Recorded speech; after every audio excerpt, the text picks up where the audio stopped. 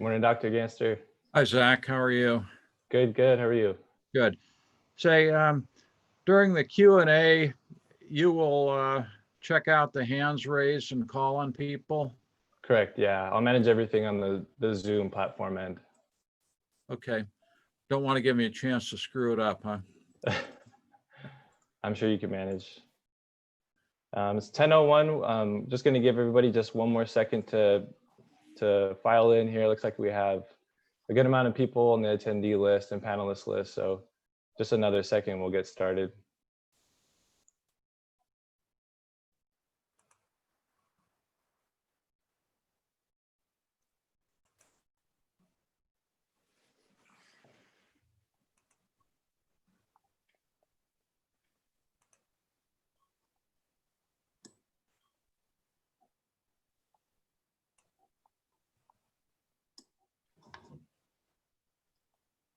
Zach, do we need to promote Karen White?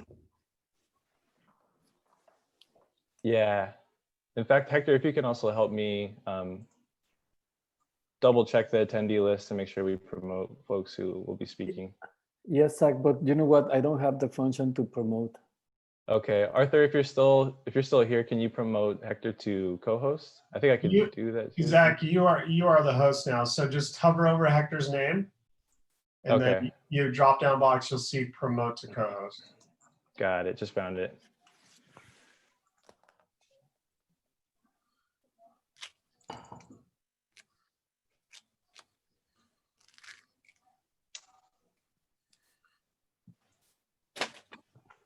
Just to double check, can everyone see the slides? I just started sharing a PowerPoint presentation. Yes. Excellent.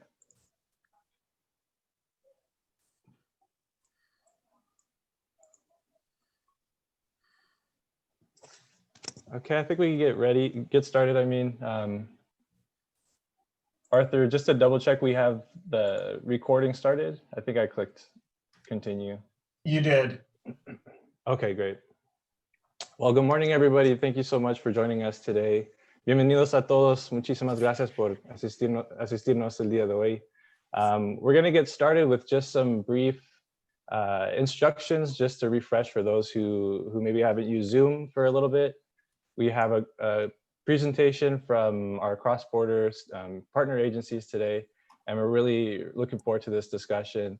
To get started, let's just review a couple quick things for Zoom. Today we do have interpretation services. And if you could, Carlos Diaz, if you could just quickly introduce yourself, and we can maybe review what you posted in the chat window to let people know how to toggle on their interpretation service if they need it.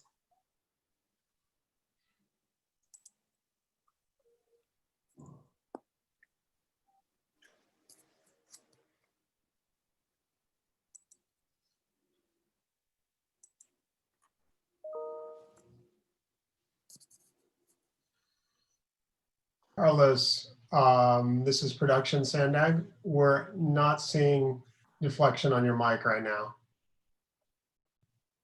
Cannot hear you.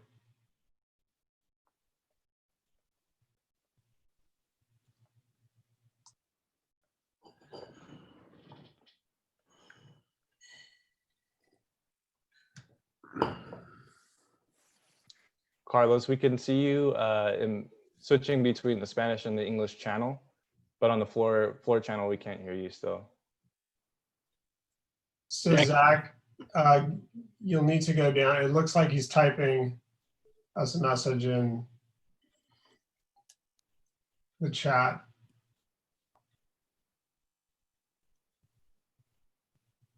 Do you want to go down? Okay. Okay, thank you, Carlos. Yeah, that makes sense actually. So we do have interpretation services. If you see on this screen, there's two screenshots that shows you where the interpretation button should be visible on your toolbar at the bottom. If you need to be in an English only channel and you can hear the entire presentation in English, there's that option as well as in Spanish. So go ahead and click that now, and you should be able to hear Carlos on the other end.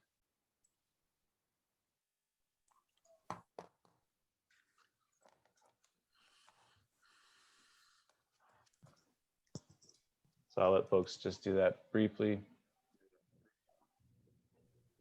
As another quick housekeeping item for recording attendance today, we're not going to be introducing ourselves one by one for the sake of time.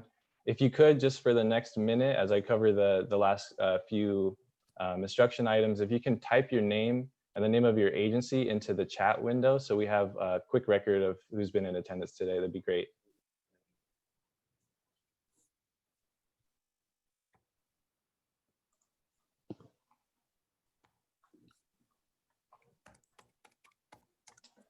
Great. Thank you all for getting started on that.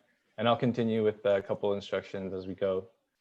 So if you, throughout the presentations, if you have general questions as they come to mind, please type them into the chat window.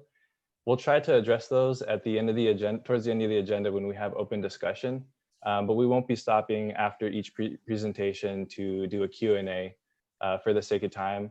I imagine we will have time through the open discussion item to circle back to those. In the event that we don't have time, we will try to respond via email to the questions that we don't get to. So just keep that in mind as you're listening to the presentations as we go. And towards the end of the agenda, as I said, we'll have open discussion. And at that time, if you do want to speak, please raise your hand. It should be an icon at the bottom of your screen in your toolbar. Raise your hand and we'll call on you to speak. And once you're done speaking, please mute yourself so we can limit the noise in the background. And while you're speaking, please speak clearly so that the meeting interpreters can translate. And as I said, please mute yourself again once you're done.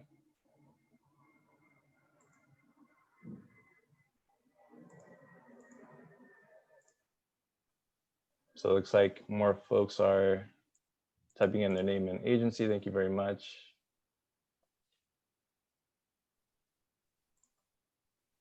So for today's agenda, it's going to run essentially in this general flow. So we're going to get started with some welcoming remarks from the host agencies, those being SANDAG, Implant Tijuana, and the state of Baja California, CIDUR. We'll provide some quick introductions and welcoming remarks. We're going to review some of the highlights from our first discussion with this group when we introduced kind of the 5 big moves in our regional vision back in December 10th, 2019, in an in-person workshop in Tijuana. After that, we'll get into the kind of the meat of the content here today. SANDAG is going to start. Staff will show a quick video that discusses the vision for the 2021 regional plan, and that'll be followed by a few slides for discussion, for presentation. Implant Tijuana will present next on urban development and mobility planning. CIT Tijuana will present some mass public transportation system projects. That'll be followed by CIDUR Baja California, and they'll review some key mobility projects in the border region. And as I said, as these presentations go along, we won't be stopping for Q&A, but please type your questions into the chat. We'll be monitoring that, recording them, and then as we have time in the open discussion, we'll circle back to those.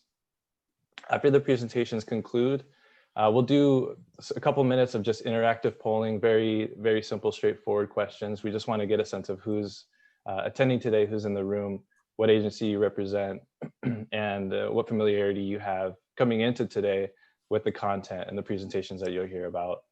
And then we'll have the open discussion. We're going to try to save as much time as possible for that.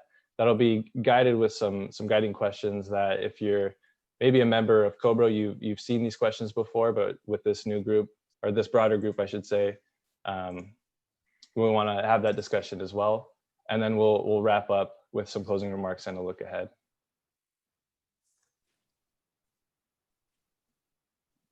So in a high level, we have just some basic objectives for today. And these are pretty straightforward. And if you were at our December 10th, 2019 in-person workshop, it's somewhat the same now with some updated information to share from all of our partner agencies and SANDAG. But the first here is to share and align strategies for improving cross-border mobility. And for the agencies represented today, that's kind of a common goal. We also want to discuss ways to better coordinate the various efforts that you'll hear about. And as they continue to develop, try to find those areas of opportunity. And then the last one, identify those opportunities for further collaboration and input from the key agencies and the cross-border community who's represented here today. But with that, If anybody has any questions, feel free to type them in the chat, but we're going to get started with our first report from Hector Vanegas, who's going to review some of the highlights from our December 10th, 2019 workshop.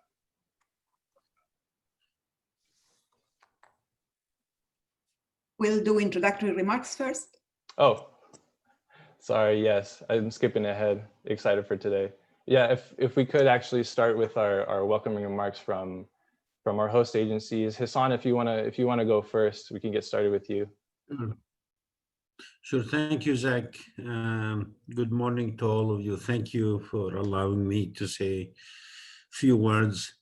I'm honored to be here today, joining so many of our binational leaders and stakeholders.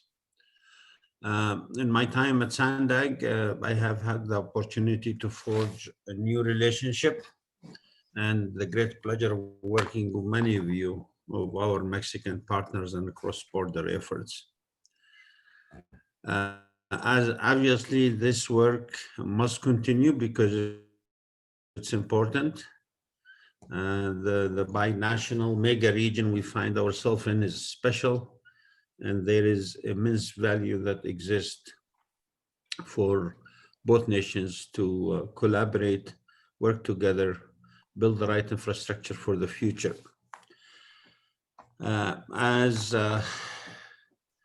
you all know that our way of life and our culture is intertwined. Our economies are integrated.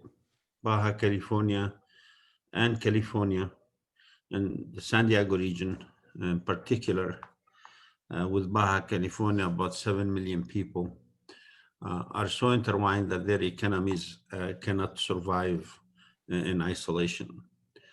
And with that in mind, we appreciate this collaboration because we think the future depends on us working together to achieve a greater good for both nations. Sandag and many other agencies who are here today have a responsibility to maintain and foster the working relationship and create infrastructure that makes all of our goals and aspiration possible.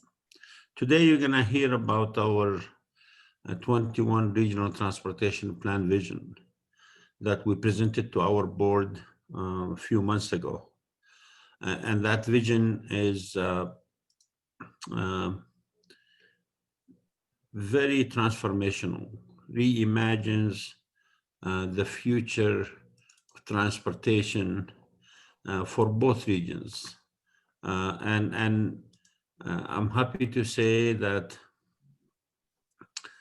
every time we try to separate the discussion on the border, we won't arrive at a greater future when it comes to infrastructure. So I hope today you ask the right questions. As you know, I am in my 2 years in San Diego, been to Mexico City 3 times talking to our partners. Otay Mesa 2 is important to me. It's one of the 5 priorities for the agency. And we are determined to open this for both nations in 2024. And we are doing our best to achieve that goal.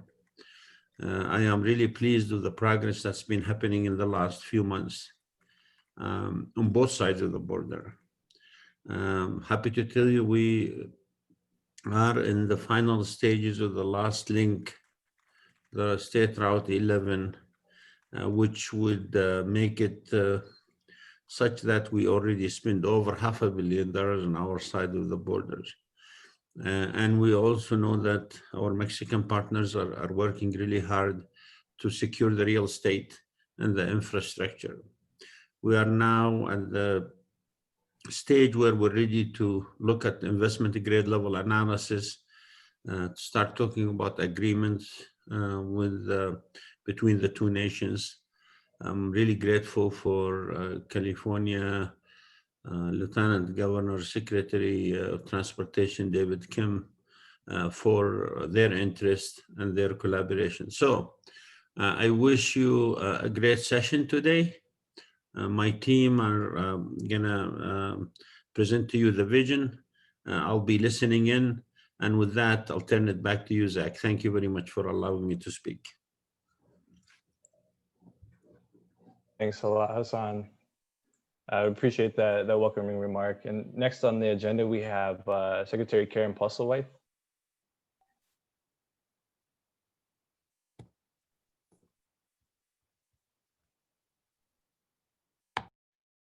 Hola, buenos días a todos.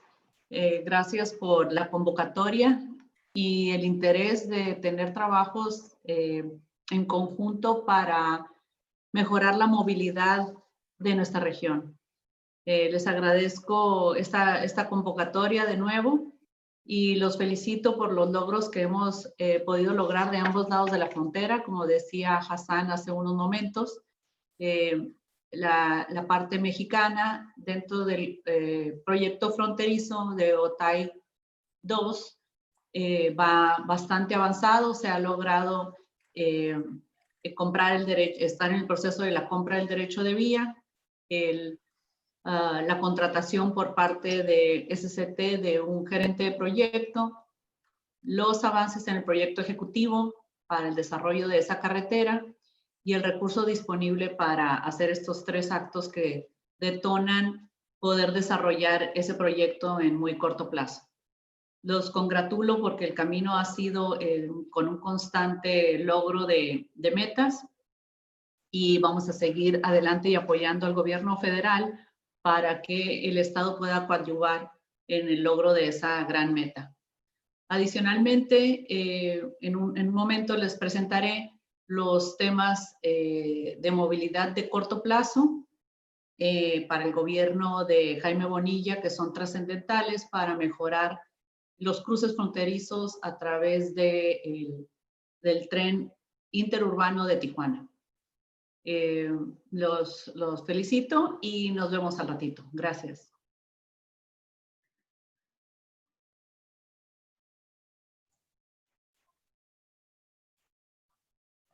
Thank you, Secretary Postlethwaite. If we have Patricia Peterson on the line, you're next on the agenda for your welcome remarks. Please feel free.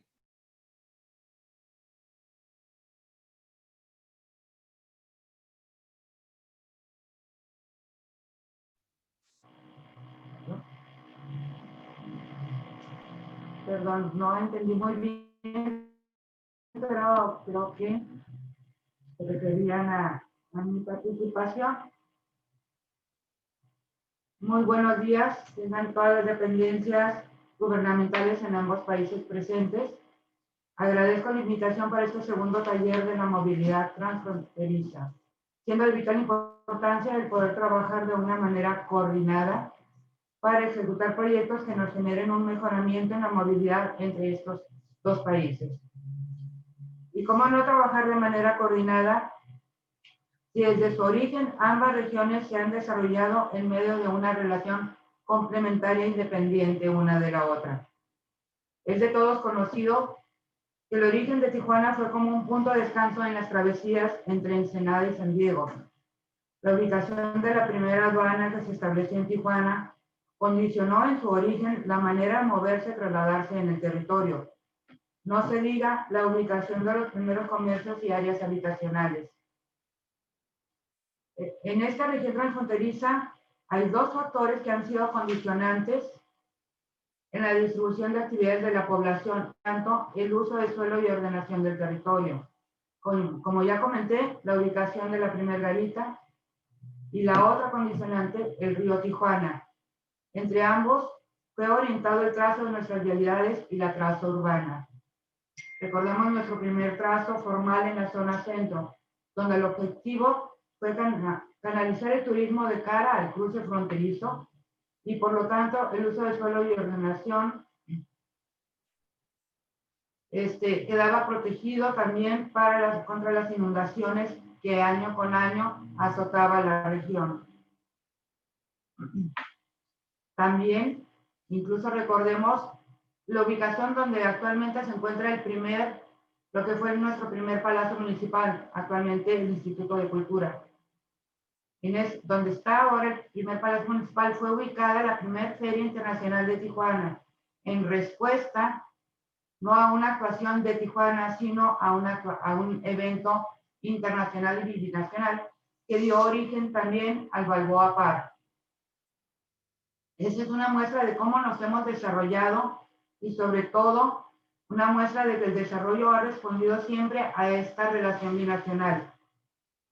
Mi mejor de los deseos para que este taller sea de alta productividad para el mejor desempeño de la planeación en la movilidad en nuestra región. El conocimiento y sobre todo el reconocimiento de esta relación binacional son clave para cualquier acción, para el éxito de cualquier acción que se planee y proponga en materia de movilidad y desarrollo. Éxito en los trabajos del día de hoy. Gracias por estar presentes y por la invitación.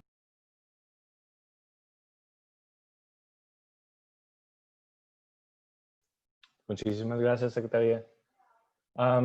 Now we'll get started with the first report item from Hector Venegas, and we're going to review some of the highlights from the December 10, 2019 workshop in Tijuana. Thank you, Zach. And before I start, I want to say that I'm very happy to see all of you in this new environment. And I'm glad to report, as you know, that on December 10th of last year, we held an in-person event in Tijuana as part of the early preparation of the 2021 regional plan, the presentation of the 5 big moves effort. This event was titled the Border Workshop, the Future of Cross-Border Mobility, and was held at the Salon Presidentes inside the Tijuana City Hall. And I want to thank you again for the hospitality, Secretary Peterson. As on today's cross-border workshop, on that occasion, we counted with the support of the city of Tijuana and Implan and the state of Baja California. Last year, the program included 3 presentations, one from SANDAG, one from the state of Baja California, and one from the city of Tijuana, each of which discussed current approach to mobility planning and key projects relevant to the border. The presentations were followed by an expert panel session that included some of the cross-border region's most esteemed professionals and government officials. The panel was moderated by Gustavo de la Fuente, director of the Smart Border Coalition, and the panelists included Dr. Paul Ganster, the Institute of Regional Studies of the Californias at San Diego State University and chair of COBRO, Undersecretary Ruben Roa, from the Secretariat of Sustainable Economy of Baja California, and Rosabelia Lopez, then director of Tijuana's Metropolitan Planning Institute, in Plan Tijuana. The panel was then followed by an open discussion that generated excellent public feedback and stimulated constructive dialogue from our partners on both sides of the border. The event was well attended as today, with the room near capacity. Among the attendees, we had 2 undersecretaries from the state of Baja California and 2 secretaries from the municipality of Tijuana, and a good number of public representation from Chamber of Commerce, universities, NGOs, and border residents. SANDAG staff that was involved on this effort felt that we met our objectives of ensuring we have a proactive communication with our neighbors and that we encourage the type of creativity needed to take advantage of opportunities at the border within the lens of the 5 big moves. And before I conclude, I want to share with you some of the conclusions that we took away from the event last year. This collaboration needs to continue, and subsequent workshops are very much welcome. In this line, we held different meetings of COBRO, including a joint meeting with the Borders Committee last June, and also presentations of the vision of the 2021 Regional Plan with the Borders Committee. Mobility system needs to be integrated further on both sides, and doing so will improve quality of life, the environment, public health, etc. The existing mechanism of collaboration and the interest from the group will lead to closer involvement.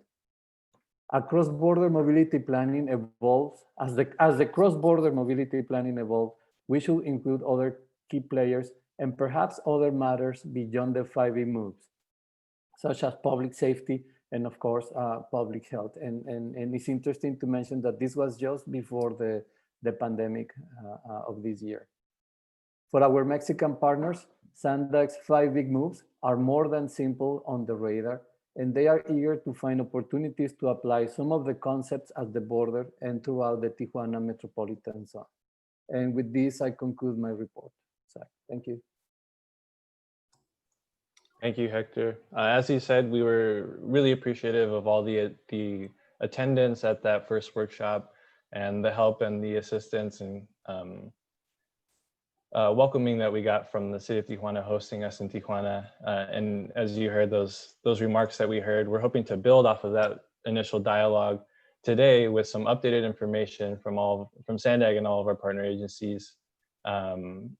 Towards the end of the agenda, as I said, we'll have that open discussion and we're hoping to continue that dialogue. For the next presentation, we're actually going to hear from SANDAG first. And we have Elisa Arias from SANDAG to present somewhat of an update on our vision for the 2021 regional plan.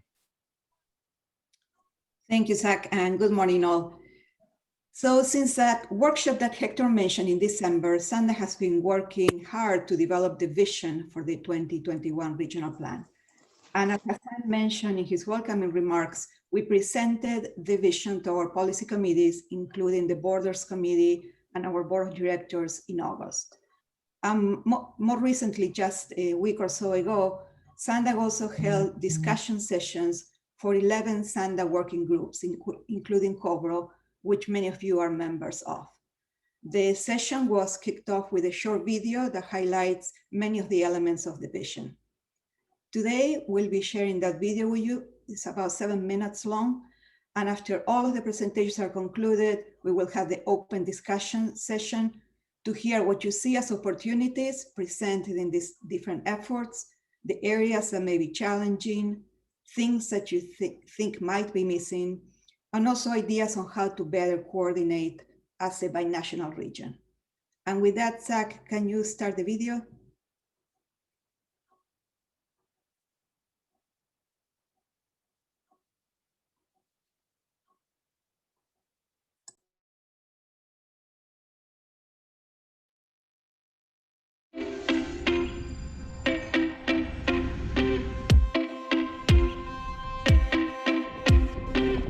I'm Colleen Clemenson, Planning Director for the San Diego Association of Governments.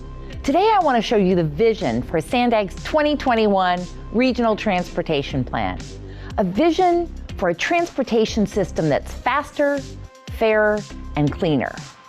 One of the most important things SANDAG does is develop a regional transportation plan, a long-term blueprint for how we will grow and how we will get around. We update this plan every 4 years to account for factors like population growth, economic trends, new laws, and evolving technologies. We took a different approach this time, making this one of our most transformational updates ever. Historically, SANDAG planned to improve traffic by widening roadways where we have bottlenecks and adding transit in the same corridors, hoping people will use it. Now we have much better data about where people are coming and going, and new technologies have widely expanded our transportation options. Laws about air quality and protecting our environment have been strengthened, and the need to address social inequities has become urgent. And technology has matured to a point where we can dramatically improve what we have and realistically plan for new ways of getting around.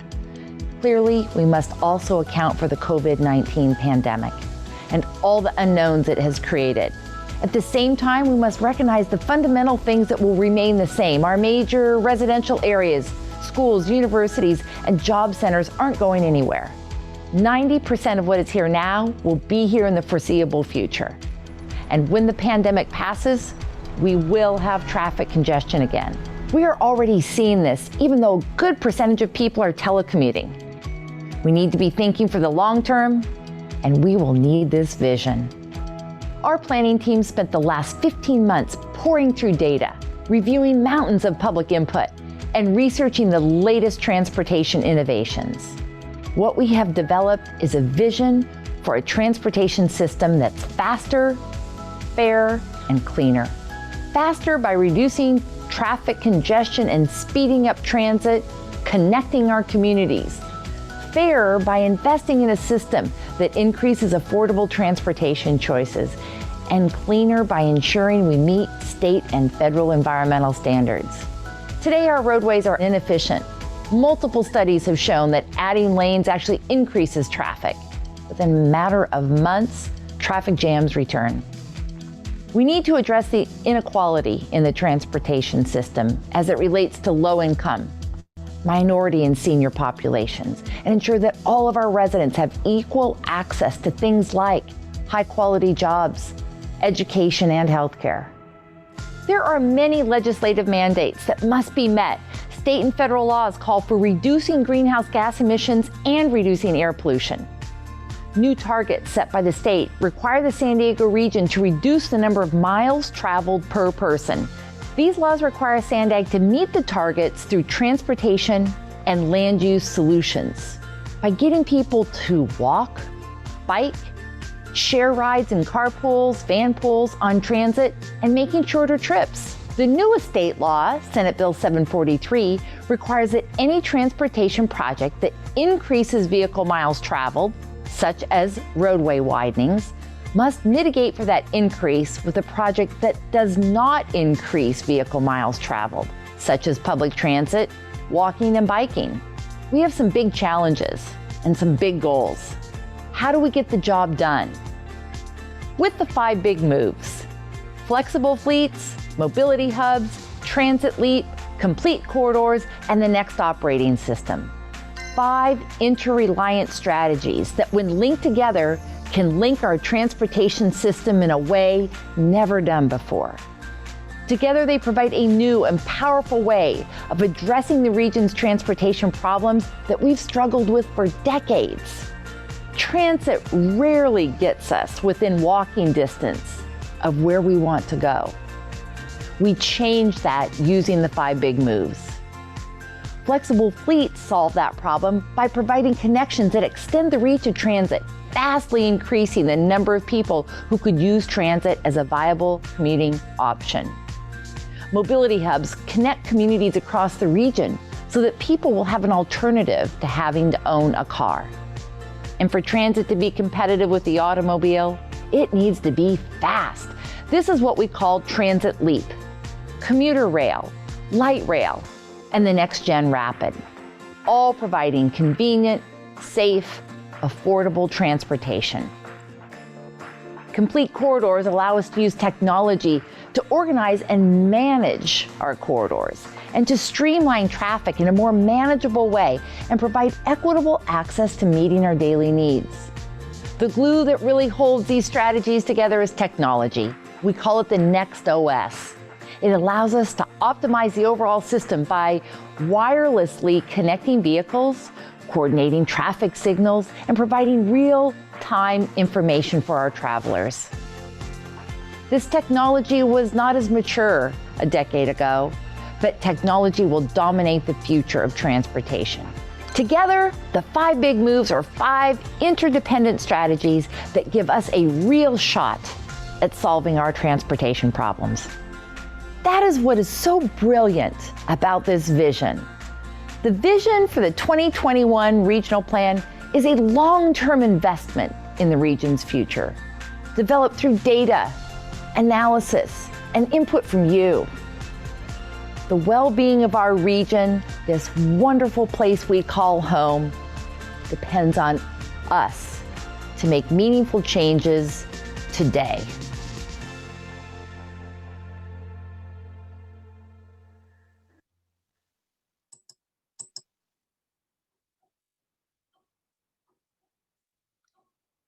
As you heard from Colleen Clemenson in the video, one of the Sandag's primary responsibilities is to develop a regional plan.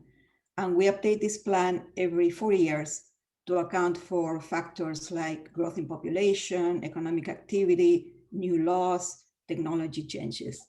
Next slide, please. We took a different approach this time, as you heard in the video, with the 5 big moves, and this makes it one of our most transformational updates ever. Next.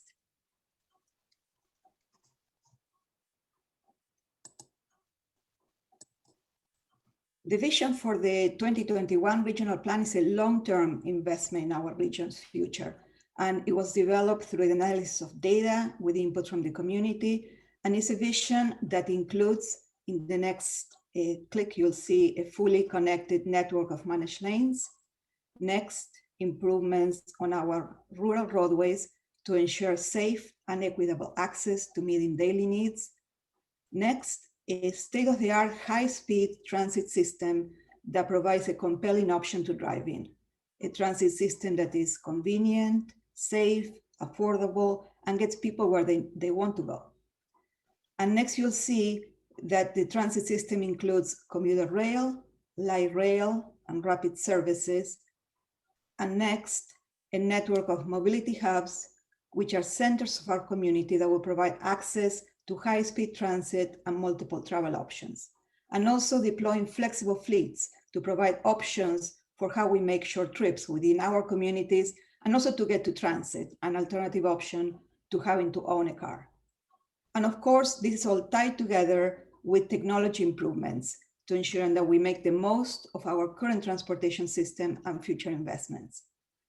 All these investments that you see are mostly focused on the western third of our region could allow us to preserve open space and also the environment. Not only this is transformational, but it's an opportunity to reimagine the quality of life in our region. In the next slide, we're going to take a closer look at a couple of key mobility hubs in the region.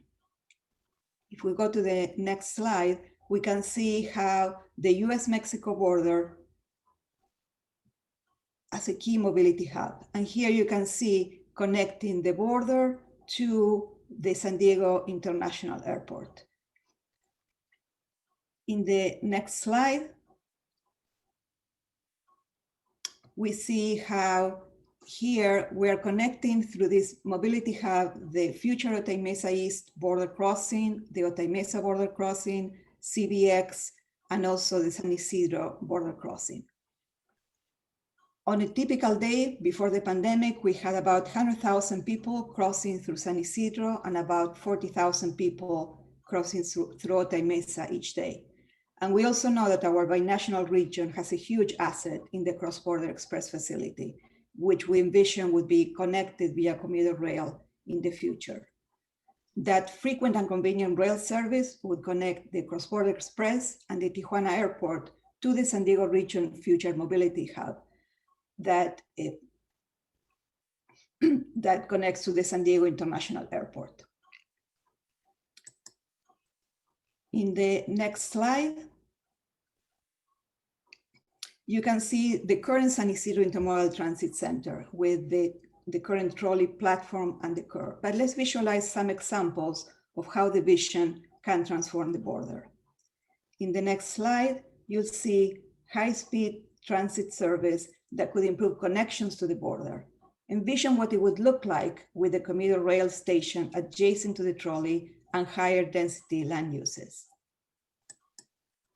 In the next slide, you'll see our current pick-up and drop-off areas. And in the next slide, you'll see how managed curbs, bike lanes, and flexible fleets can transform the San Isidro mobility hub. It could expand mobility options, provide vibrant amenities for people coming, going, and waiting to cross the border. In the next slide, I'll briefly mention the next steps. Where we are now is that we're taking all of these lines on the map that we showed and putting them into the Sandag transportation model to make sure we meet our climate goals, reduce how much we drive per person, improve social equity, and so forth. It's a tremendous effort, and we anticipate having some initial results this winter. With this, I will turn it over to Arquitecto Rodolfo Argote from Implan, and I thank you for your attention.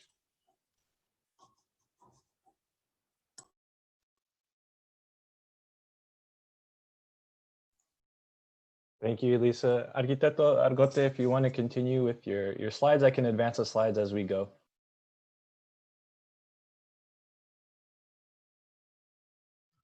Sí, buenos días. Pues adelante, la presentación la tienen ustedes. Bueno, como ya se comentó en el taller de diciembre del 2019, el INPLAN, junto con SANDA y la Secretaría de Desarrollo Urbano del Estado y del municipio llevaron a cabo un taller y ahí el ayuntamiento a través del INPLAN presentó el PIMUS o Plan Integral de Movilidad Urbana Sustentable, que es un instrumento ya publicado que aborda los temas de la movilidad transfronteriza y de la movilidad no motorizada. Y ahí también se hizo evidente que nos falta un sistema integral de movilidad transfronteriza. También explorar las opciones de intermodalidad y creo que hoy se va a avanzar mucho en este sentido, ¿no? Gracias a este otro taller con el que estamos continuando, ¿no? Adelante, por favor.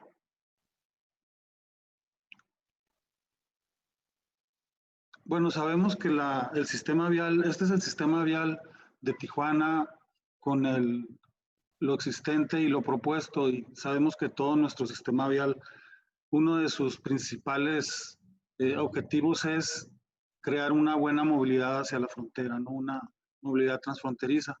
Y ahora ya viene la garita OTAI 2, ¿no? Entonces, en ese sentido de la movilidad de autos y bienes y servicios, pues se ha trabajado intensamente durante toda la historia de Tijuana prácticamente, ¿no? Desde que empezó Tijuana, hemos tenido una buena conectividad en el sentido de los vehículos, ¿no? Adelante.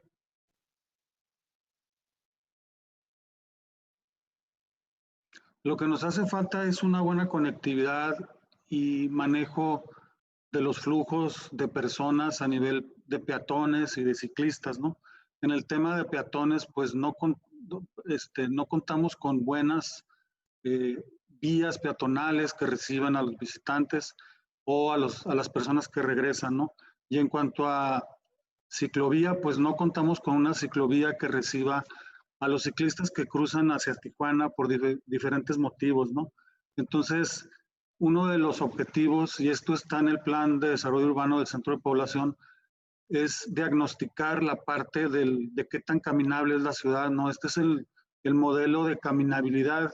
Se hicieron varios modelos, pero les pongo este como ejemplo, donde se identifican las zonas pues, que tienen las mejores condiciones desde el punto de vista topográfico, sobre todo, para crear sendas peatonales y ciclovías, ¿no? Entonces, estamos trabajando intensamente en esto. También en el taller pasado se presentó el proyecto de un sistema de ciclovías en Tijuana. Adelante. Y dentro de este modelo que se presentó de ciclovías y de este modelo de caminabilidad, actualmente se está trabajando un proyecto, aquí le llamé Circuito Ciclista Peatonal, pero es un proyecto que se llama Proyecto Ciudad, que se está trabajando en conjunto con SIDURT, la Secretaría de Desarrollo Urbano Municipal, a través del INPLAN, y es un proyecto que busca darle conectividad a la garita de San Isidro y del Chaparral hacia la ciudad, ¿no? Que los flujos ya los tenemos, pero podemos intensificarlos y también le podemos dar y agregar este nuevo ingrediente que es las ciclovías, ¿no? Entonces aquí se ven pues las áreas que se van a intervenir y las áreas que únicamente son para conectividad, como puede ser la Avenida Revolución, que ya tiene el CID, porque uno de los objetivos de este proyecto es incluir o a través de las rutas del CID, crear una serie de sistemas de ciclovías y de andadores peatonales, pero no nada más para la circulación, sino ir creando a través de estos corredores de movilidad no motorizada proyectos detonadores, ¿no? A través de planes maestros, como puede ser el plan maestro de la colonia Cacho por la calle Brasil o de la colonia Libertad. Adelante. Y dentro de este recorrido o de este circuito, actualmente también se está trabajando en un proyecto que aquí en INPLAN nos tocó hacer el proyecto ejecutivo.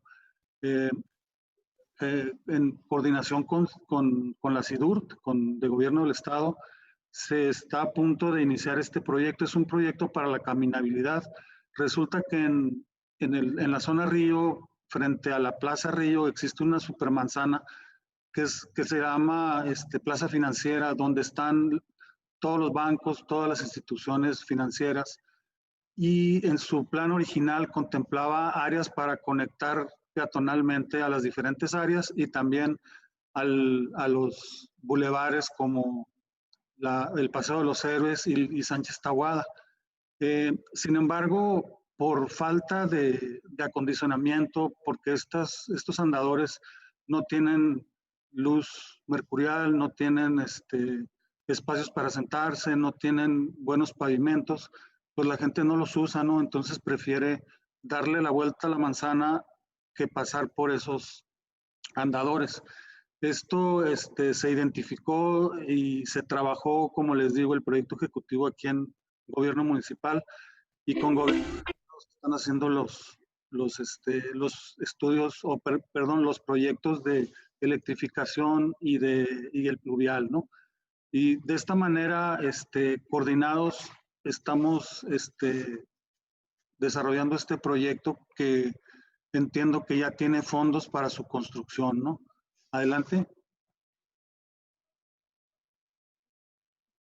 Este proyecto, como les decía, a través de este gran circuito que se generaría, pues pretende no nada más que sea un paso agradable, ¿no? Donde la gente circule y se detenga tal vez a sentarse, sino que se están agregando una serie de actividades que pudieran hacer de este espacio un destino, ¿no?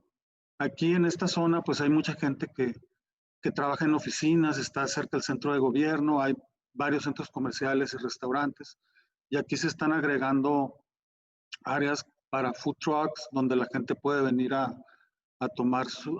comer, a tomar café.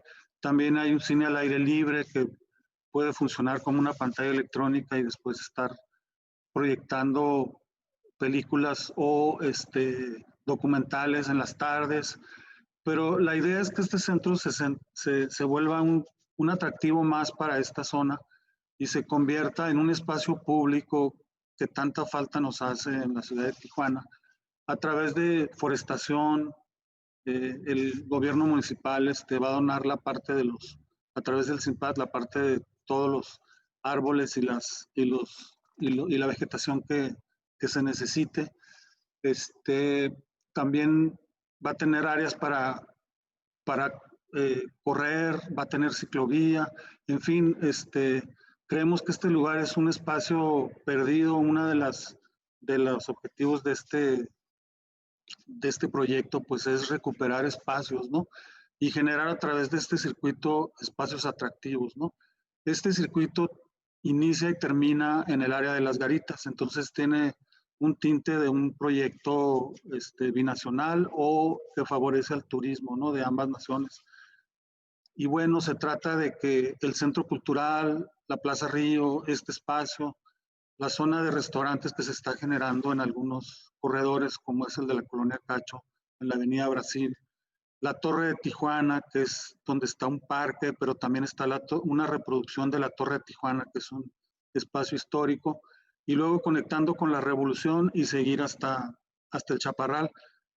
Y en el otro sentido, pues llegar del Centro Cultural incluso hacia la Garita del Chaparral y de San Isidro, ¿no? Entonces, es un proyecto que en la parte de la ciclovía binacional en el cruce, pues tenemos que trabajar junto con SANDAC para ese proyecto que se tenía de continuar el sistema de ciclovía que va hasta Coronado y que habíamos hablado que iba a terminar en la Garita del Chaparral.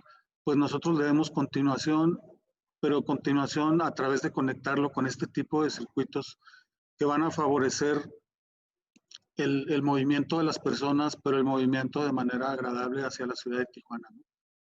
Adelante, me parece que esta es la última.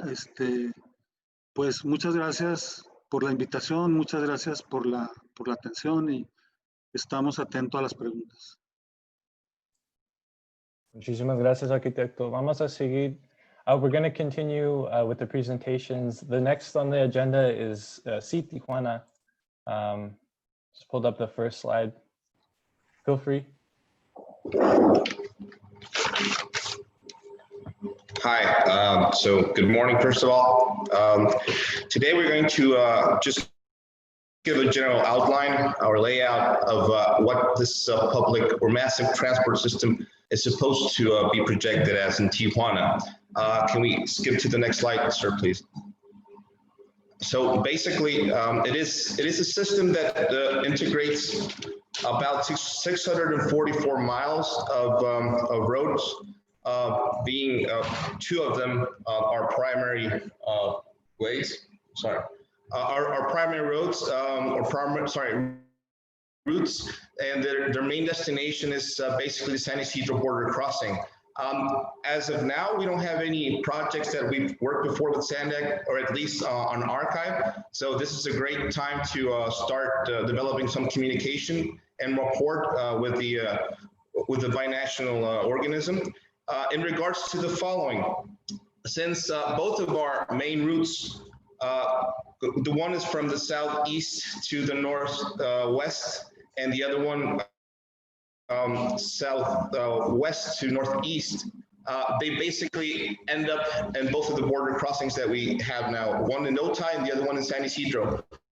What we're trying to develop, or what we discussed last week, is a information system, information kiosk, or a publicity campaign for our U.S. visitors, so they can know where to get on the BRT buses that we currently have, and where their destinations are. The points of interest that they can find here on this side of the border, and the safety and reliability that they can count on if they use our buses. Now, on the next slide, please.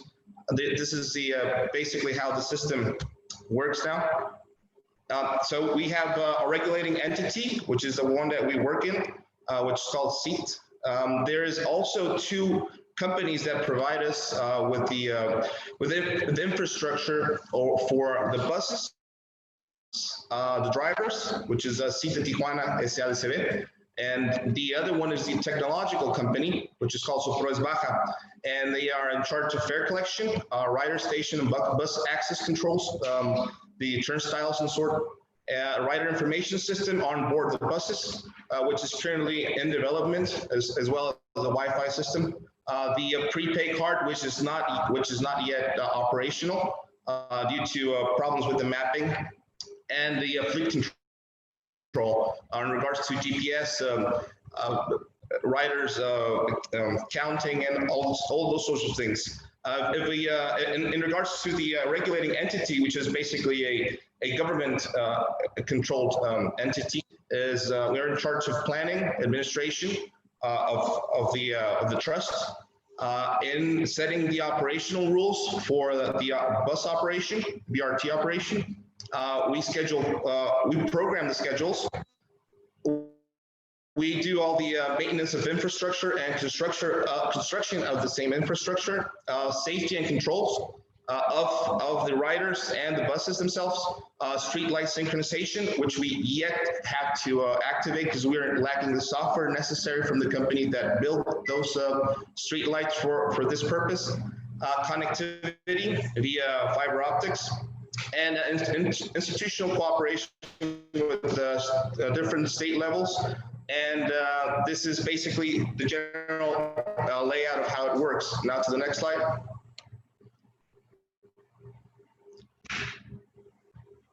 So last week we were talking about a couple of things that might come as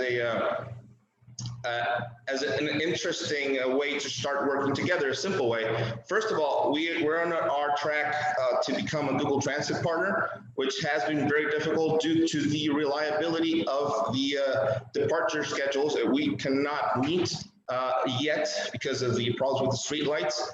We need to keep that up for 2 months in a constant reliable schedule so that Google Transit can consider us a partner, and then we can be discoverable on the Google Maps app. for the US visitors that come here and want to go maybe to Zona Rio or a Plaza Financiera, as Mr. Agote said previously. Also, they will be able to monitor their journey and to have a reliable time schedule for planning their own times. The second thing is a publicity campaign for points of interest here in Tijuana on the BRT route, specifically the one that goes from the San Isidro border down to southeast on the BRT buses. So for that, we can develop in a project to place an information kiosk, which was in place for some years ago by the Secretary of Tourism of Baja California. I'm not sure if it's still active. And also to give meaningful information for visitors on bus monitors and also on public displays, which we have currently in place, and we're trying to turn them next year into monitors, basically public displays, not only for printed information, but also on the monitor information, so it can be a bit more dynamic on that. Panic buttons, basically safety buttons on main destinations and stations. We currently have panic buttons on one of the stations on the San Isidro Pet East, basically not the Pet West one, and real-time monitoring in the buses, which we do have now. And for the last point, border crossing information for pedestrians, and as for MTS schedules for people that go to the border in the morning, they commute daily and go to the Pet East or Pet West pedestrian crossings. We could display on the monitors that we have currently in the buses the MTS schedules for the trolley systems or the BRT buses, so they can plan their time ahead of arriving to the pedestrian crossing, and also the border wait times. And if that can give us a little bit more resources for our users and for the US visitors, I think we're on the right track to start out with a little bit of small projects with our borders on the north, our neighbors in the north, sorry. So that's basically our presentation from me, Sid.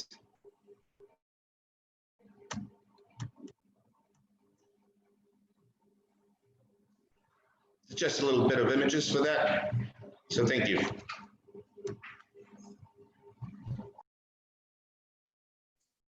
Thank you, Edmundo, for that presentation. We're going to continue on again. Next we have Sidur, Baja California, if you'd like to continue.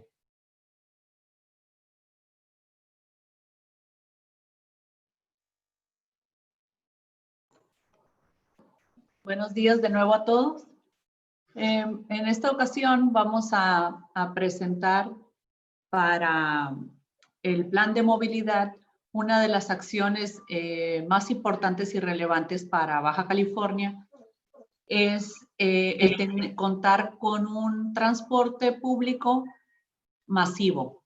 ¿Y de qué estamos hablando? Es del tren interurbano de Tijuana, siendo la ciudad que tiene en el estado mayores problemas de movilidad.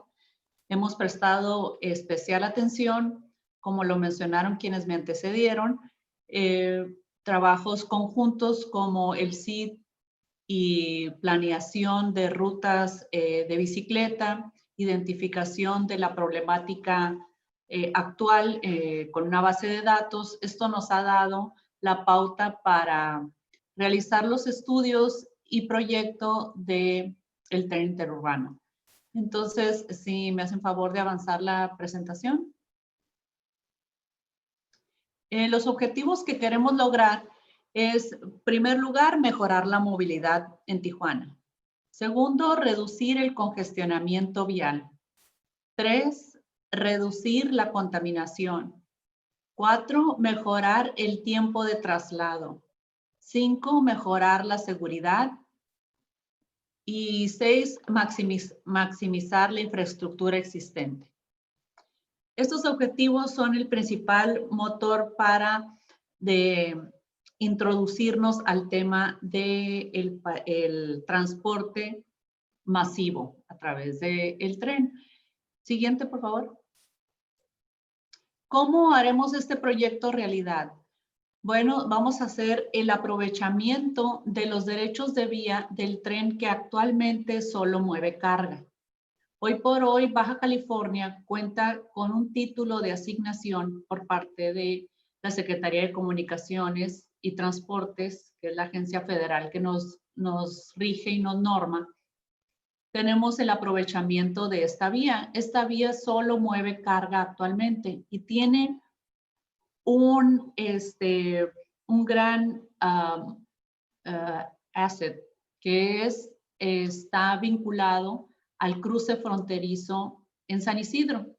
Hoy por hoy lo único que se mueve, repito, es la carga y estamos aprovechando las vías, el derecho de vía que hoy se tiene para mover pasajeros.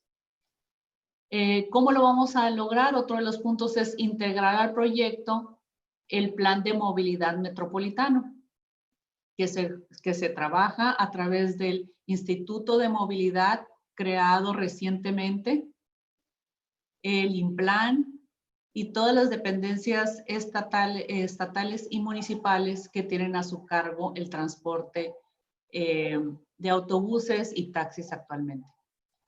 Reestructurar las rutas del transporte público masivo y de taxis a través de la creación de ese instituto.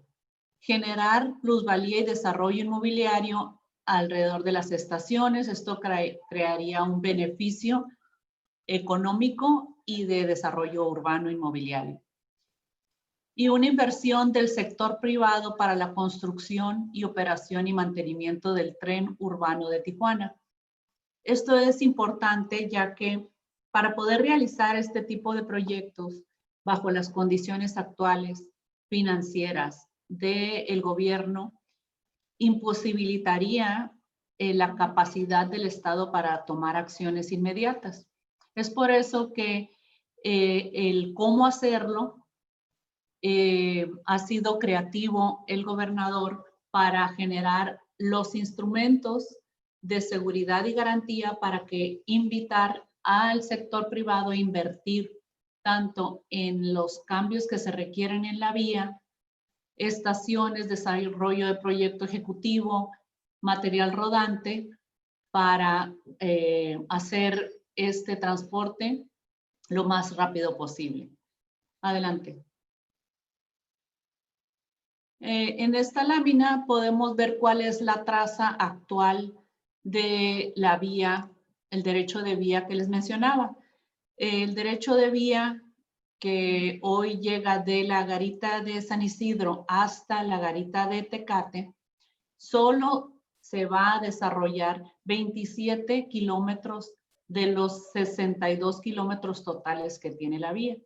¿Y por qué solo desarrollaremos 27? Porque en base a los estudios de origen-destino que se tienen del PIMUS 2016 y los estudios adicionales que se han hecho de aforo son aquellos que nos permiten tener una viabilidad financiera para la generación del movimiento de pasajeros. Desde el ejido Matamoros, el ejido Maclovio Rojas hasta el cruce fronterizo de San Isidro. Adelante.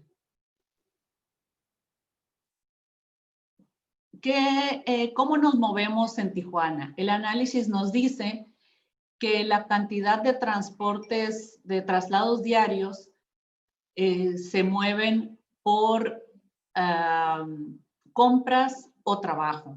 Eso nos lleva a más del 50%, se mueve por esa motivación. Y nos movemos el 40% a través del peatón, el 2% ciclista, 0% en motocicleta, 32% en automóvil, 14% en taxi, 8% en autobús, 2% en minibús y 1% en transporte de personal dirigidos directamente de las fuentes de trabajo. En la muestra de este origen-destino que se hizo esta encuesta fue de 325 encuestas que equivalen a 152,000 habitantes. Adelante. Este análisis de cómo nos movemos es el reflejo del transporte público en Tijuana, en el que se cuentan 114 rutas de transporte masivo y taxi ruta en 125. Si vemos esta gráfica que nos muestra un desorden, vuelve al transporte público de Tijuana deficiente, no es económicamente lo viable que podría ser, y por eso en la siguiente lámina proponemos el reordenamiento de las rutas. Y si ven en esta gráfica, se simplifican las rutas a través de, son 22 rutas colectoras, el CID 1, línea 1 y el CID línea 2, siendo el tren interurbano la línea punteada, que es la columna vertebral de la traza de Tijuana, serían los alimentadores de este tren. De tal forma que podemos hablar de un sistema de transporte que convive a través de rutas de camión ordenado, que tiene como destino alimentar al tren, y este tren tiene como destino llevar a todas las, a 2 estaciones y 7 estaciones intermedias, 2 terminales y 5 estaciones intermedias. La terminal sería en San Isidro y en el Mariano Matamoros. Adelante. Entonces, el tren interurbano, con este estudio que se hizo de simulaciones, nos dice que esas 22 rutas ordenadas alimentarían al tren, y el tren tendría un pasaje del 12% del 100% de la movilidad de Tijuana. El CID tendría en conjunto la línea 1 y 2 aproximadamente el 10%, y el resto serían rutas alimentadoras. Adelante.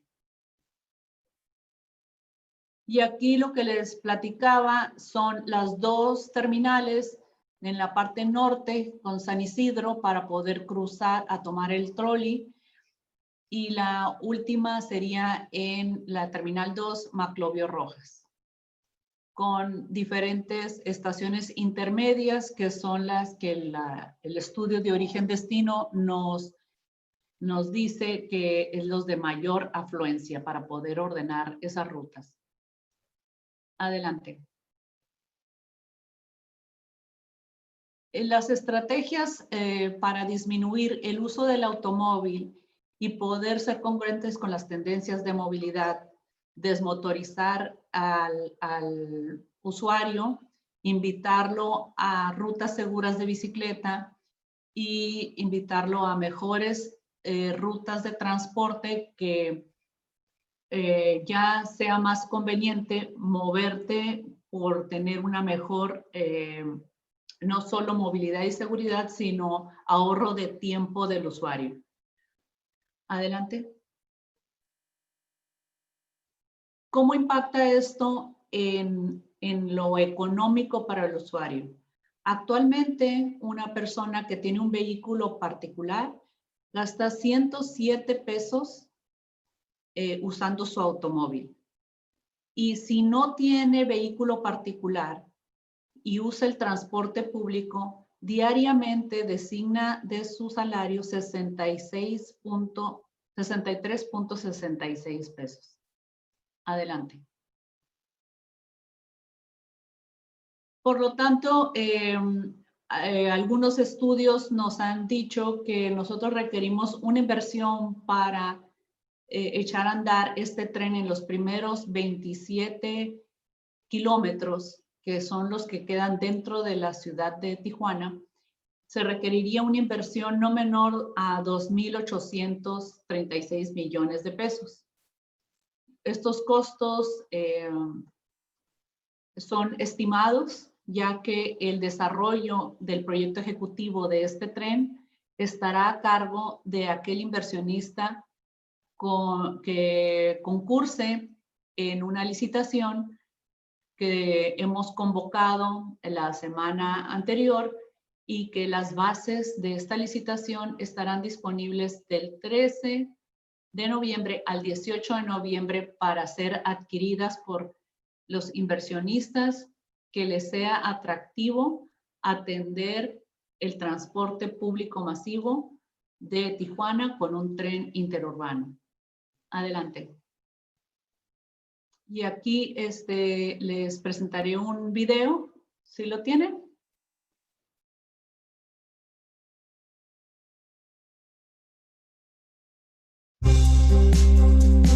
Tijuana, una zona metropolitana que cuenta con una población de más de 2 millones de habitantes.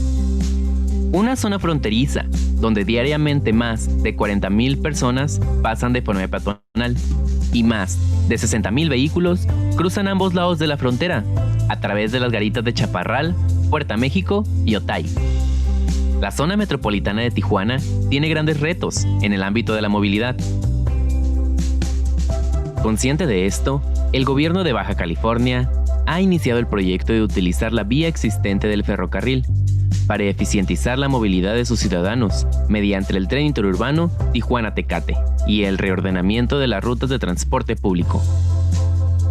Fundada en 1889, Tijuana fue testigo de la construcción del ferrocarril Tijuana-Tecate y el ferrocarril Intercalifornia, que son 2 líneas ferroviarias construidas de 1907 a 1919, con el propósito de facilitar el movimiento de carga y pasajeros entre México y los Estados Unidos.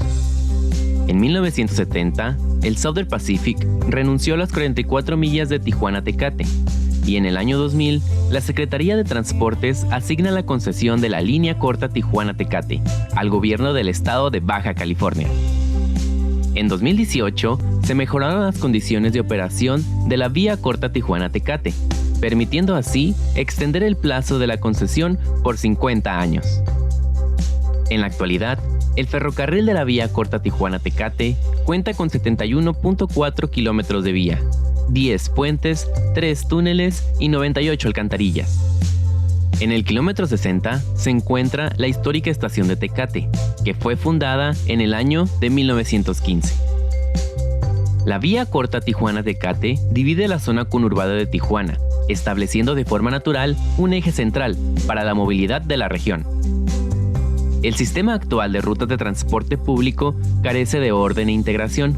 Esto representa una oportunidad para mejorar la movilidad de sus ciudadanos. Con una población que realiza aproximadamente 1,5 millones de viajes al día, un transporte público que representa hasta el 25% de la totalidad de los viajes que se realizan en la urbe. Sin embargo, ese porcentaje es inferior a otras ciudades mexicanas de condiciones similares en cuanto al número de habitantes. Es por lo anterior que comunidad y gobierno se han dado la tarea de llevar a cabo acciones que permitan hacer el transporte público masivo un medio más seguro, más sustentable, que atienda las medidas de salud que se necesitan en esta nueva normalidad y que sea solidario con el usuario final. El proyecto del tren interurbano en su primera etapa cuenta con un recorrido de 27.41 kilómetros y está conformado por 2 terminales y 7 estaciones, estimando un tiempo de recorrido de 45 minutos, donde cada estación intersecta con importantes vialidades para maximizar la integración con el nuevo ordenamiento de las rutas de transporte público, fomentar el uso de la bicicleta, la movilidad peatonal y generar además puntos estratégicos de desarrollo. En su segunda etapa, el tren interurbano se pretende extender el servicio del tren hasta el municipio de Tecate. Las acciones de integración y reordenamiento de rutas pretende optimizar las rutas en los principales corredores del transporte público, maximizar la infraestructura vial del municipio, disminuir el consumo de combustibles fósiles y minimizar la emisión de gases contaminantes. De este modo, el transporte integrado representa un potencial de más de 30,000 pasajeros diarios, con entrega interurbano, ofreciendo a sus usuarios un menor tiempo en sus traslados, una mayor seguridad y comodidad en sus viajes, resultando así en una opción de movilidad con mayor sustentabilidad. Con este proyecto, reflejamos el compromiso en pos de la transformación, con infraestructura que antepone el beneficio social, enfocado en los grandes ejes del gobierno del estado de Baja California. Gobierno en marcha.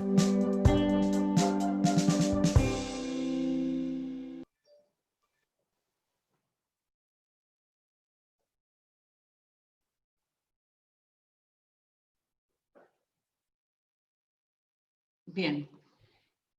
Pues con este proyecto que como gobierno nos entusiasma muchísimo poder tener acciones que nos den la oportunidad de mejorar la movilidad de Tijuana y obviamente la movilidad transfronteriza, porque está vinculado 100% este tren al cruce fronterizo. Está propuesto de una manera de anteproyecto, en una forma general, ya que, como les mencionaba, la responsabilidad de los expertos que manejan transportes de tren y pasajeros son aquellos licitantes que comprarán las bases a partir del día 13 de noviembre, del 13 al 18, para hacer una propuesta ya más aterrizada al gobierno de Baja California y poder seleccionar la mejor opción para que el pasajero tenga garantías de seguridad, de precio, de tecnología, y Admicarga, que es la paraestatal que es responsable del manejo de esta vía tanto en carga como pasajeros, tenga a bien la información para poder evaluar al mejor postor de un sistema de transporte masivo en Tijuana. Entonces, ustedes tienen ahorita información de manera general, y los particulares, los estudios que existen, etcétera. Esos se pueden adquirir por parte de los licitantes con las fechas antes mencionadas. Después de esas fechas y cuando se dé el fallo el día 28 de diciembre, ya podrán ser públicos los estudios que se tomaron en cuenta para hacer una licitación de manera transparente y competitiva y justa para aquellos que quieran invertir en Baja California. Muchas gracias. Thank you very much, Secretaria Postlethwaite. As I mentioned early on, I see a lot of you very active in the chat. Thank you so much for submitting your comments and questions. We'll do our best to respond to those if there's time, but right now we're going to move ahead with the agenda and cover some interactive polling. So hopefully you're still engaged with us and awake, had plenty of coffee. We're going to launch this poll to just get a sense of who we have in the room and a little bit of detail and background into what agency you're coming from, what country your agency is based in, and how much familiarity you have with the information that you've heard today. But our first question you should see launched here on your screen. What country is your organization based? And I see a lot of you already submitting your answers, so thank you. And I'll just leave it open for maybe a minute and a half. Please feel free to include your response and we'll move on to the next question.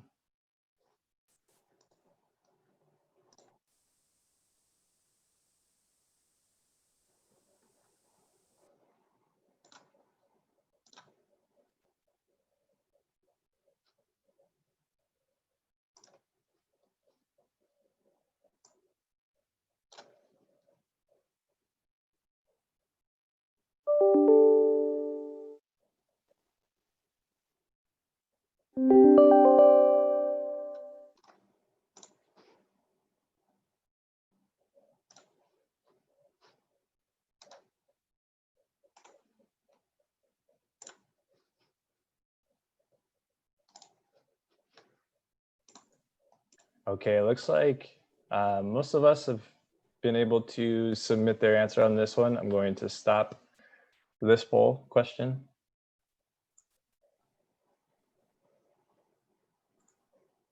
So just as a quick brief, it looks like about 35% are representing the US, in their agency representation today.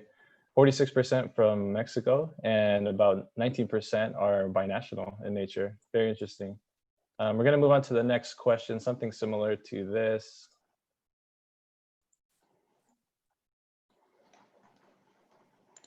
So we're asking, what sector does your organization represent?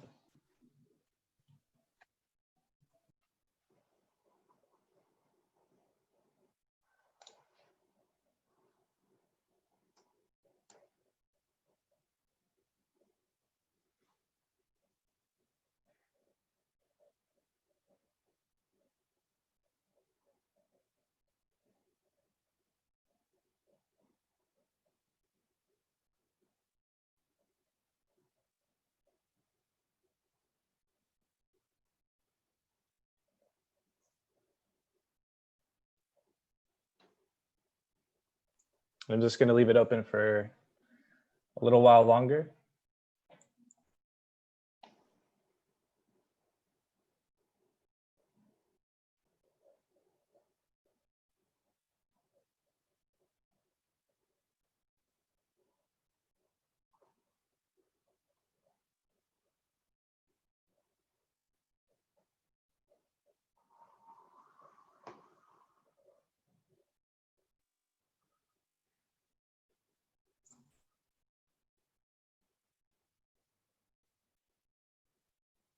Okay, I'll close this one and share the results. It looks like a little bit more than a third are from the public sector or government, another 31% from private sector, 11% from education or academia, 20% from nonprofit groups, and a few from just the general public.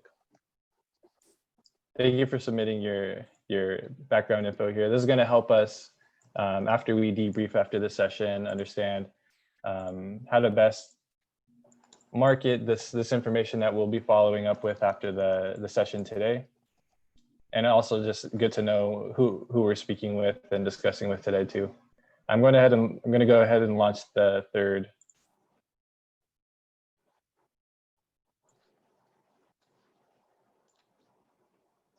So here we're asking, which mode of crossing, if any, does your organization most focus on? So either people moving in cars, people moving as pedestrians or on bikes across the border, cargo, maybe commercial vehicles is what your agency is focused on, or maybe none of the above. And for this one, you can select more than one answer.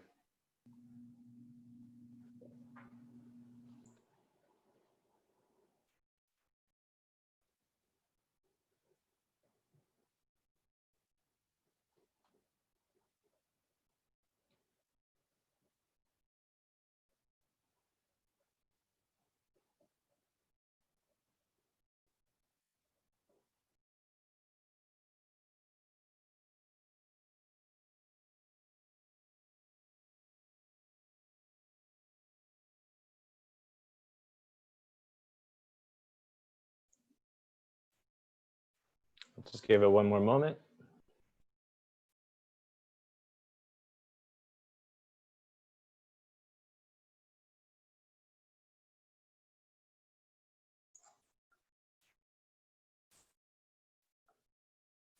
Okay, I'm sharing the results.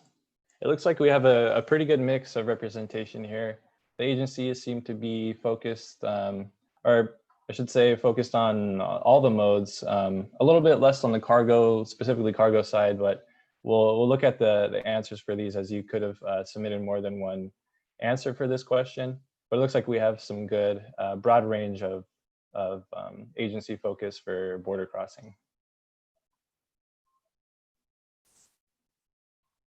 I'm going to share the last polling question.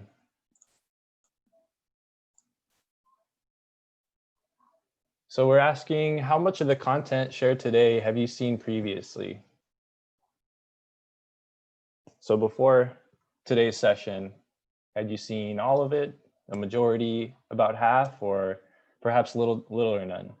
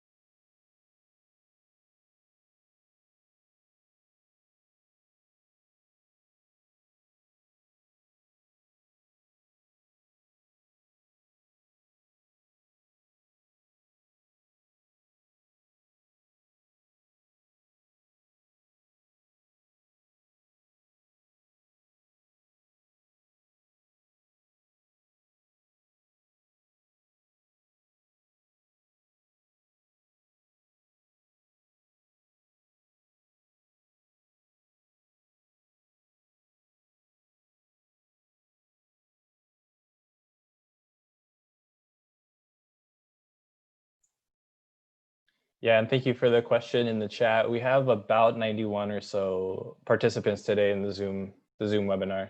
I'm gonna stop this poll and share the quick results before I move on. So it looks like nobody's seen all of this information, which was kind of to be expected. Maybe a quarter has seen the majority of it, probably the host agencies and the staff represented. About half said that they had seen close to half of this information, and about a quarter had seen either little or none. So that gives a good sense of how to outreach a little bit more targetedly after this session and as the efforts continue to develop. So thank you for amusing us with those quick polls. It's really helpful information. I'm going to continue with the slides. Next, we have the open discussion session that I mentioned earlier, and we have Dr. Paul Ganster from the Institute of the Regional Studies of the Californias at San Diego State. Also happens to be the chair of our COBRO working group committee at SANDAG. And he's going to guide us through maybe 3 or 4 guiding questions to get some discussion going from this group. So thanks once again for your patience getting through the presentations. Dr. Ganster, if you'd like to start with the first slide, I'll advance here. Yeah, thanks. These are questions that work groups have considered before in the San Diego region and are related to the broad discussions of the new transportation plan. And I think all of this is relevant for the Cross-Border region.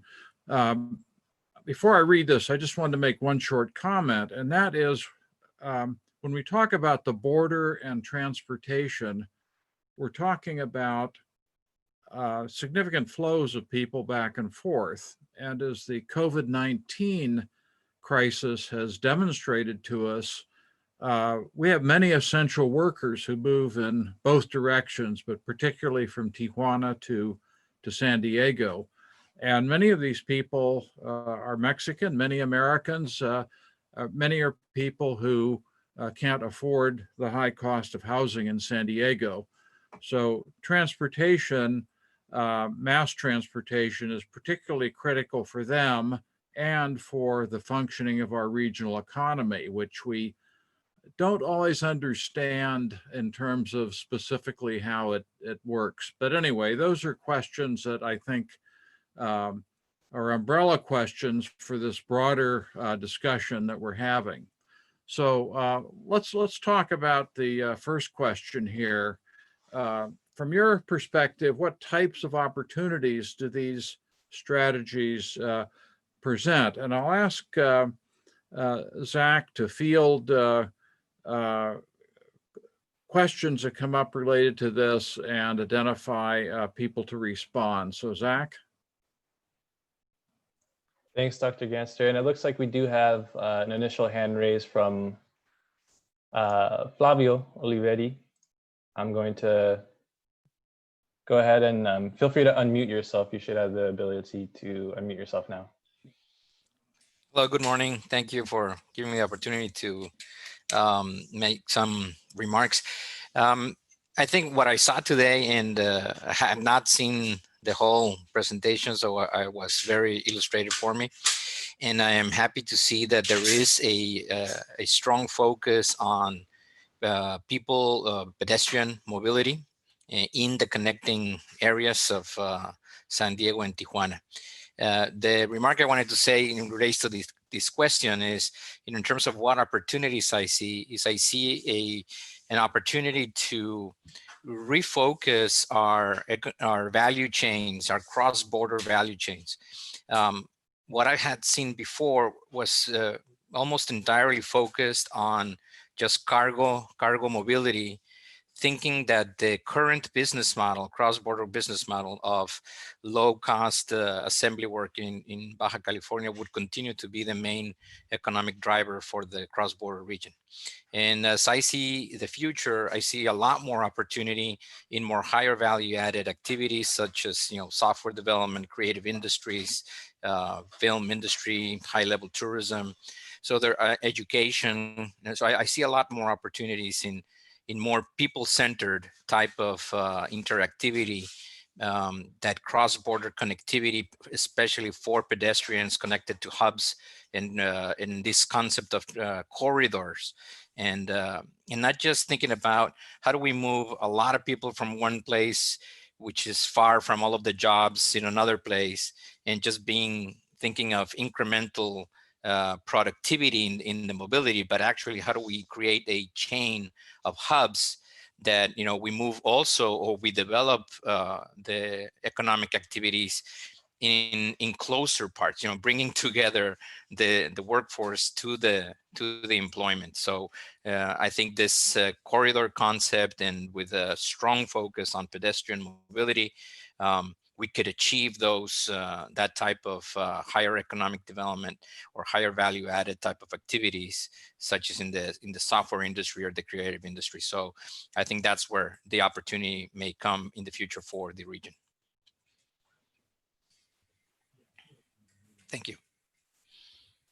Thank you, Flavio. We do have another hand raised from Miguel Aguirre. I think I unmuted you. Feel free to unmute yourself and share your comment. Yes, hello, everybody. Flavio, thank you. That was a great summary. And just to dovetail on that, I mean, he summed it up perfectly. The question we should be asking ourselves in planning long-term is, how do we change the image of transportation and cross-border mobility? When we look at ports of entry now and we see those long vehicle lines, and we continue to expand ports of entry with more vehicle lines and idling vehicles, we just see congestion, air quality impact. It's not sustainable. When we talk about as Mike Malone, the author of Tercer País, mentioned, and I know as Carl Nettleton would envision a cross-border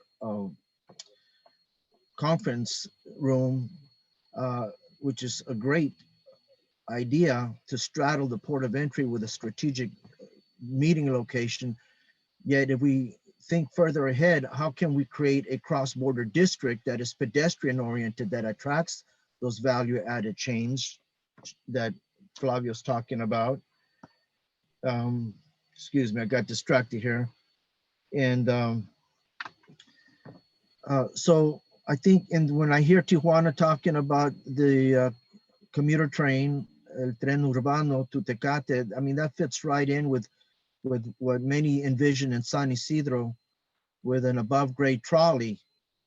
The continued expansion of our mass transportation modes like trolley and bus and proposed high-speed subway just won't work, all at the same grade. We need to separate the path of travel, segregate the paths of travel. San Isidro lends itself perfectly to that above grade. And the buses, the long haul buses, which, although in San Isidro it's only about 10% of the crossings historically, the activity that it poses, it just imposes itself on the mobility, the constrained area, and you have illegal transportation being pushed by wildcats, which presents dangerous and a lot of public safety concerns. So taking the buses below grade into a secure terminal next to a proposed high-speed subway, taking the trolley up above grade, now you start looking at creating economic platforms that allow more strategic uses and that catalyze a sense of place. Ports of entry although they're mobility hubs, they should be, and they lend themselves perfectly to economic hubs, because we see on the Mexican side, big cities border wide from San Isidro, Tijuana to Brownsville, Matamoros. These big Mexican cities are clustered up to our ports of entry and could present an excellent partnership with the usually impoverished US border communities to attract a strategic economic platform. So I could go on, but I think, again, as we consider our options long-term, we should be viewing the border as a destination and not as a departure dynamic. Cross the border, get on the bus, get on the trolley, and travel north to sustain US economies away from the border. That's just not sustainable. Cars will continue to cross and seek higher paying jobs further away from the border. And we've got to find a way to recapture some of that concrete that is displacing economic opportunity in these border port of entry communities with destination oriented proposals. That's all I have for now. Thank you. Thank you, Miguel. As we mentioned, we have a handful of questions. They're all kind of asking, what do you think the opportunities are for these strategies, the challenges, what might be missing? So try to think of your comments. We're gonna, we have time for one more response to this particular question before we have to move on, just in the sake of time. But the next hand raised that we saw was from Jorge Antonio.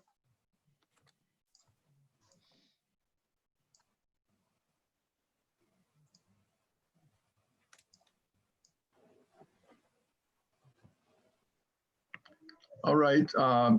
Yes, my name is Jorge Sanchez Gomez. Jorge Antonio, as it shows in the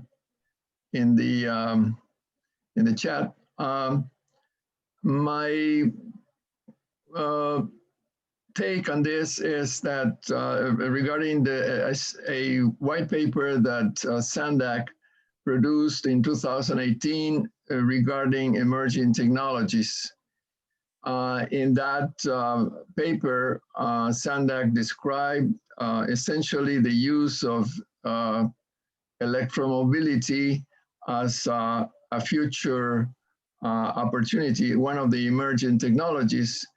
Currently, there is a significant development in that regard, and we believe that the challenge at this time is on the production of the batteries that will propel those electric vehicles.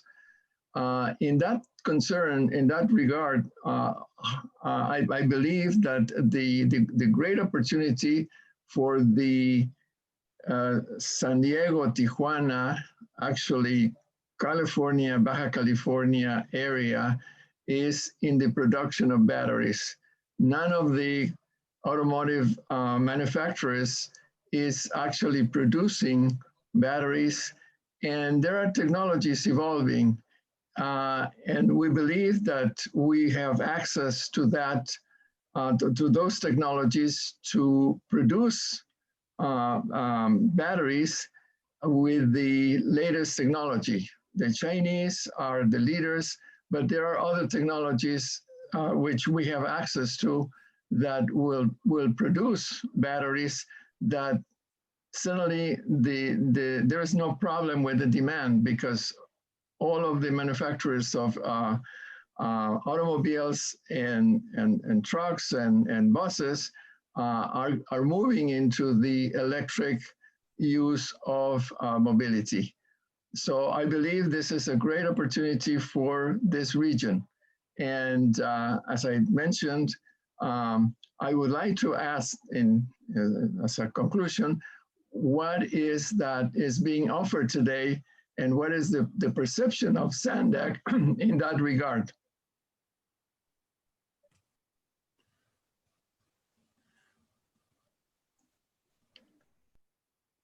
Thank you for the opportunity to mention this. Thank you, Jorge. As just a very quick response, I will mention on the aspect of emerging technologies and the energy infrastructure kind of entailed with that, we are looking to update, on SANDAG's behalf, we're looking to update that white paper that you mentioned. For the sake of time, I think we'll have to move on to the next question. Again, as I said, if you have additional questions or comments or aspects you want to touch on, please add them to the chat, and we'll do our best to either cover them in the time that we have, or we'll cover them in email, just so we can get through the agenda on time. But we'll move on to the next question, and I'll advance the slide here. Yes, what challenges do you think would need to be addressed for these strategies to be successful? Zach, do we have any raised hands? I see one that's been up from Mitch Beecham. Of course, my comment relates to the rail line, the 100-euro line that John D. Spreckles decided to run through Mexico to make it a little easier. The line is dysfunctional currently because of interference from the state administration in Tijuana and by Sandag in not getting the desert line open. It's an MTS project. Without the desert line, the line doesn't give its full regional value. It would allow Toyota, for instance, to move their traffic instead of on car carriers crossing the border with adding more traffic to our highways in San Diego. The train could carry all the cars to the clients to the east or north on rail cars from the plant. But that hasn't happened yet because the line's looked at as two pieces of chain that have never been connected. And the south part doesn't talk to the north part. And now the south part wants to use it like the north part's using the line for a trolley system or for a urban rail system, which is a fine thing because it could happen, but it will restrict the use of the cargo to expand. Because if you look at it now, it's not profitable. So, and another thing is they're talking about bringing gasoline on that line into Tijuana, and I think that's an interesting concept. So I think it's important to look at the rail line as a binational movement of goods, and part of it to move people in US and Tijuana is something to think about, but what is its value to the region if all the traffic goes onto highways when it should be on the freight train? Thank you. Thank you, Mitch. We see another hand raised from Carl Nettleton. Just a reminder to unmute yourself on your end. Yes, hi, thank you.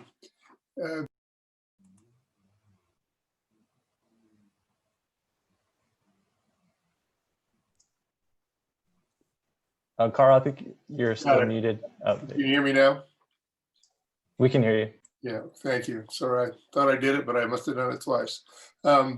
Appreciated Miguel Aguirre's comments about the meeting place on the border. We've been working on that since 2011. We've got a design build team in place. The challenge has been with financing, that folks don't believe that an ambitious project like that would cross the border, really be built on two sides of the border can be achieved. They just don't believe that the bureaucratic efforts that have to take place to make that work would happen. This work that you're doing today, that we've learned about today in greater detail, really makes it possible for people to think that grander projects can be done that haven't been done before. So appreciate you bringing this to the fore.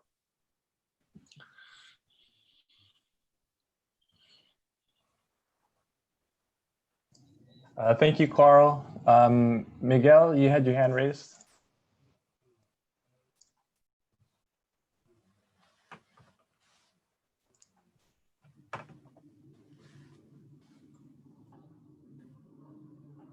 You should be able to unmute yourself. Yes, thanks again. What challenges do you think should need to be addressed for these strategies to be successful? I think what we're doing right now is excellent. If we could have more stakeholders come together to talk about, serious level planning, I think Mitch just raised a great question. What is the optimum value of a rail? Is it continued freight, or is it people and workforce development? I think that's something that needs to be really thought out, and it sounds like Tijuana's casting its vote for moving people, but maybe that really needs to be vetted. I don't know if I'll have another opportunity to speak, but in regards to the planning, I would like to draw attention to the fact that MTS is going to be issuing an RFP in the next month or two, or at least forming some exploratory workshop with the community and stakeholders for management of the existing intermodal transportation there at San Isidro. I think that requires broad stakeholder participation so we can get some current on the ground understanding of what it's like to cross the border and what are the issues now. If we're going to expand a infrastructure or plan it, what is not working now? And so this community workshop that MTS is proposing, I think presents good opportunities for stakeholder participation and firsthand understanding of what is going on. But again, I think we can't be doing enough of these forums and webinars to talk about what is important on both sides of the border, and particularly focused in those areas where our countries first meet. There's so much untapped potential that people just don't think about. They just see it as a pass-through, but it really should be a destination. And I think that's where we're headed just by default. It's not sustainable what we have now, continuing to expand ports of entry. So I think this is good what we're doing now. Thank you. Thank you, Miguel. Gustavo, I saw your hand raised for a while. We'll take your response and then we'll move on.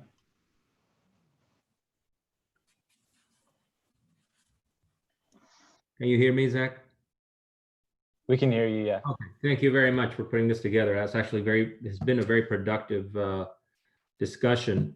I guess for me, a key challenge, I mean, I agree with what has been said. I like the fact that this is moving more toward the pedestrian and really giving value to that. And I think the comment about Miguel's comment, Flavio's comment about the border as destination is also very important. The question, I mean, the point I want to raise is really more on the political side. And so we've got PIMUS, which was presented by Rodolfo Argote, and we've got the interurban train presented by Secretary Postlewaite. Really the question is, we've got those two administrations have another year to go in office. And I do hope that whoever comes into power next year will continue these plans. And that's something that unfortunately is not always secured. And this is where the local development council in Tijuana has to really make a very large effort to make sure that these plans can continue. If that's the decision that is taken this time. But I think that all of this is come to naught sometimes if a different public administration, different kind of philosophy comes into play. So these are all things that we should be looking out for. And it's very, very important. I mean, these things all of a sudden can the train used to be kind of a priority, the cargo on the cargo front, and now it doesn't seem to be much of a priority anymore. So again, that's just the perception that I have. But I think we just have to be very mindful of the political context here.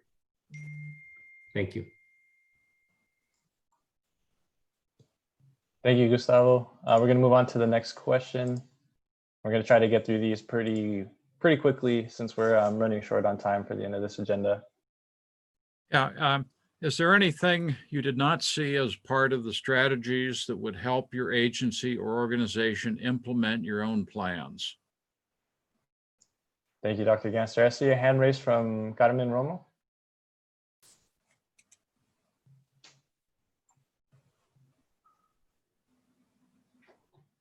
Hola, buenos días.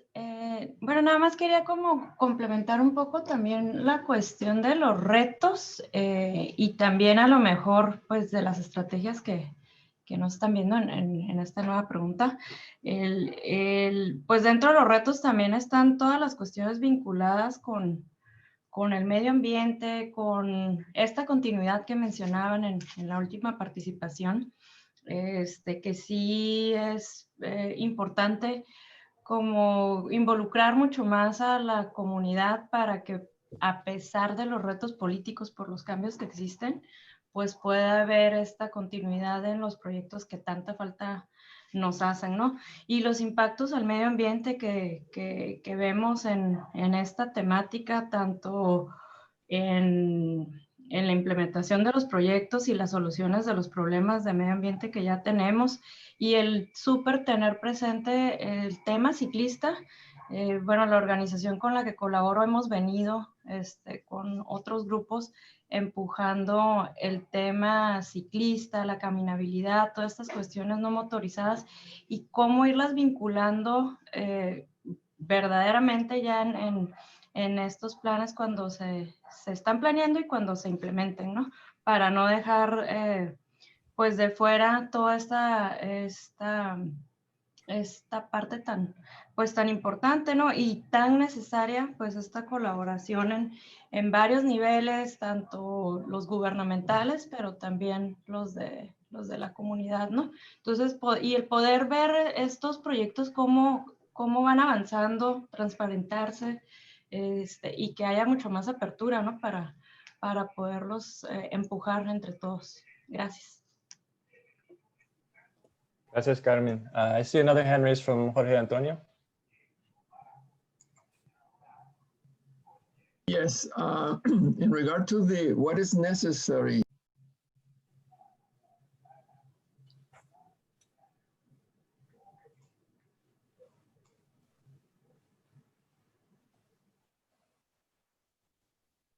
considering that Mexico is not producing electric vehicles.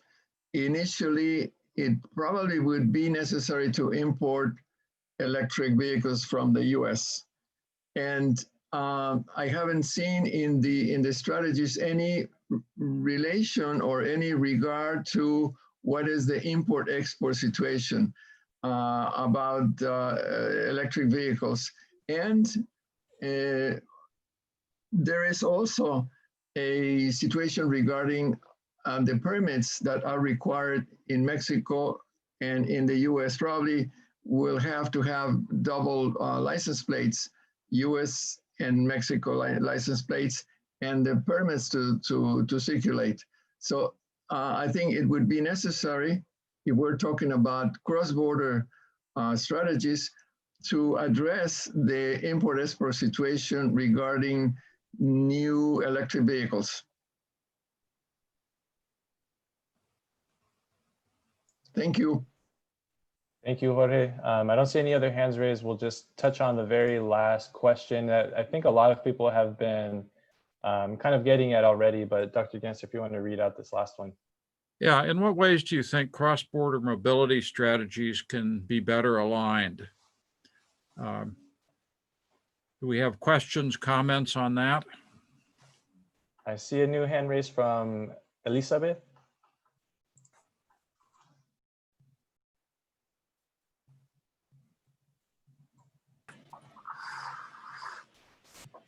Sí, buenos días. ¿Nos escuchan? Dile como, sí, si nos Yeah, escuchan. we can hear you. ¿Sí nos escuchan? Sí. Sí, habla Daniel Gómez Patiño, presidente de Alianza por la Movilidad Activa, AC.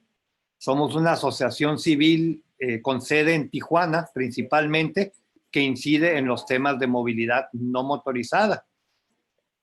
Y estamos muy interesados en que se practique más la intermodalidad y ampliar más el panorama de los inversionistas con los usuarios. Los usuarios son los que al final van a decidir si usan o no el producto. Y en ese tenor, si hay oportunidad de seguir invitando usuarios de bicicleta o caminantes para que puedan ayudar a seguir planeando de una manera más orgánica esto, sería quizás más interesante y se avanzaría un poco más. Gracias. Thank you, Daniel. Last hand raise I will take. Flavio, I've seen your hand raised.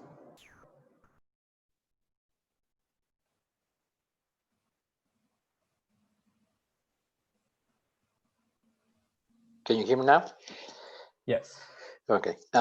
Yes, it's just kind of a following up on my first comment, but it really addresses this question more specifically. How do we better align? Is you know, mobility is an enabler, right? It's infrastructure that enables the functionality and maximizes the opportunities of a region.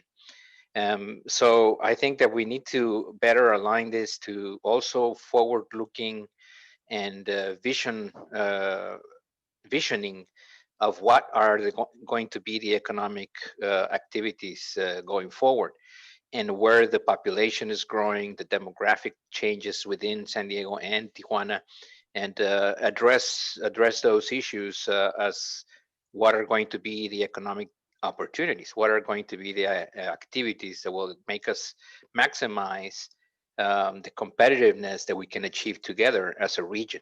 So I think in the discussion about where can we be on the economic development front, or the employment and value creation front, has to be closer tied to the long-term vision of planning of mobility as well.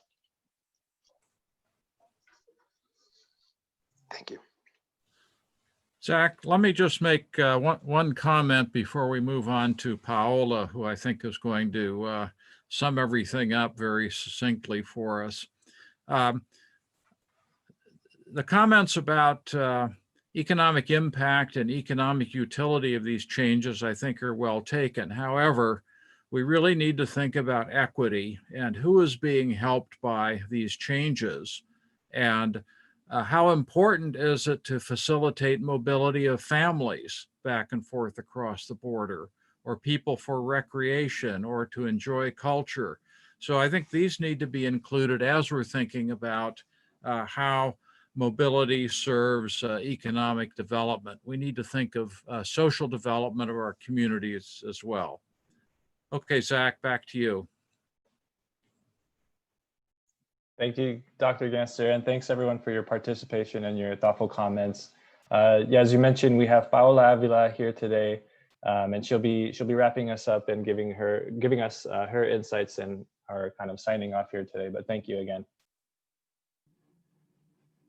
Wonderful. Well, this has been another great webinar that SANDAG puts on. So I thank you guys for hosting this and bringing us all together. As has been mentioned, the more that we do this and come together and share ideas, the better off we will be. I think the one thing that everybody here, all the participants have in common is, for sure, is that everyone is in agreement that cross-border infrastructure is critical.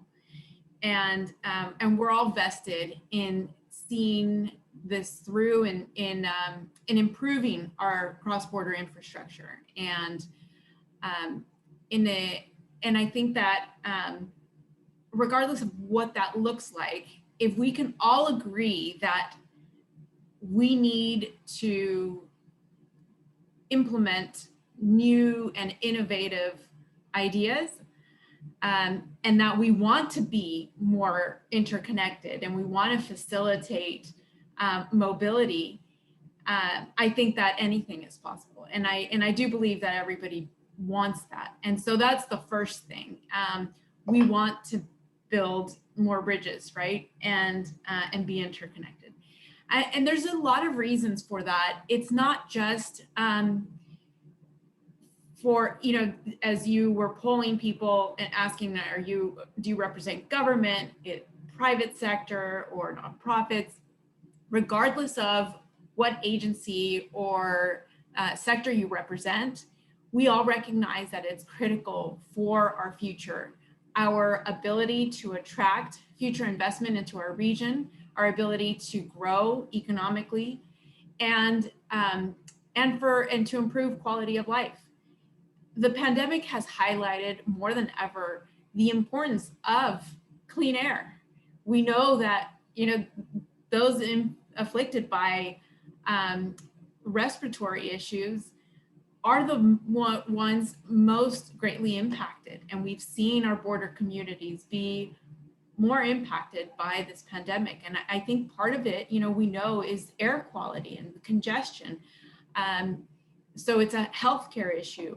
And then of course we know that, having people spend more time in cars or in lines takes away time from productivity and time away from their family.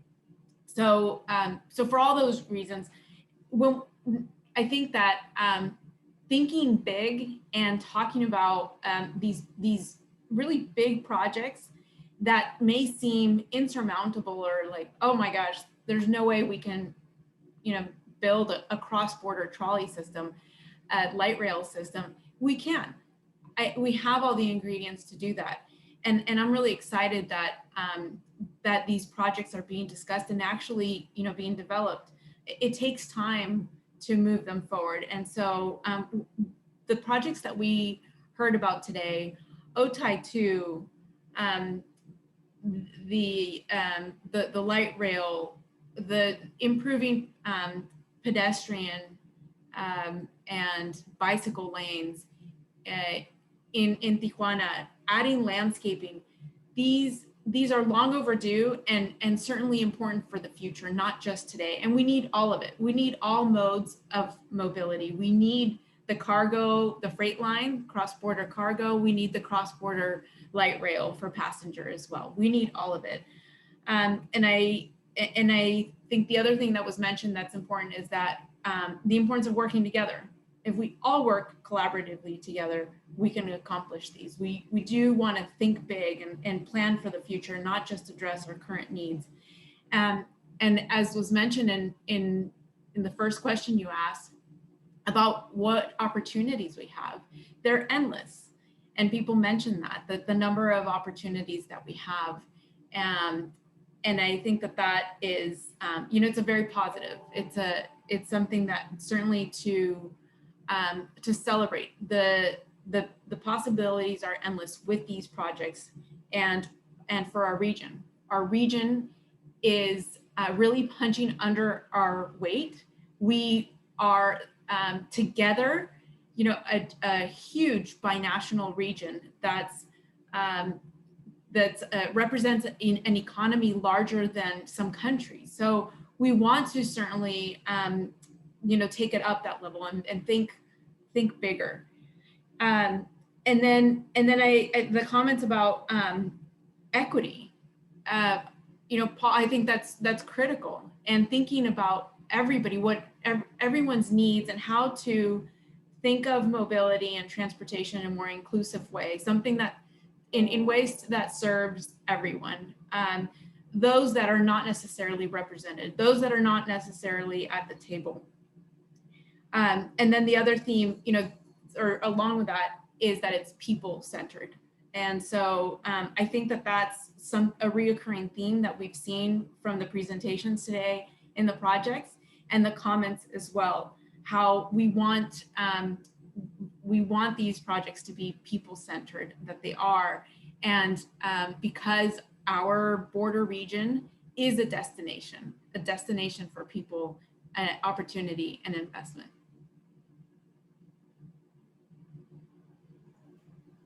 Thank you so much, Paula. Thank you again to all the presenters, all of our participants, all the attendees today for all of your thoughtful comments. As we said, this dialogue has been really important for us. And when we started back in December 2019, introducing SANDAG's regional vision, we knew that this discussion and this dialogue needed to continue. So we're really happy for the outcome for today. We had a great representation from all of our key partner stakeholders. So once again, thank you to everybody who was able to join us today and all the presenters. As a follow-up, looking forward, we're going to be continuing to continue this dialogue, keeping the channel open. On behalf of SANDAG, we're really grateful that we were able to share a little bit more about our vision. And obviously we have our mechanisms and our channels for continuing the dialogue to coordinate these planning efforts that you heard today. But with that said, thanks once again. It was a wonderful discussion, and we're looking forward to continuing this in the future. Please look out for additional emails from SANDAG as we continue to develop our regional plan, as well as our partner agencies in Tijuana and Baja California. So thanks again. Thanks. Bye-bye. Thank you. Gracias a todos. Thank you. Bye-bye. Thank you.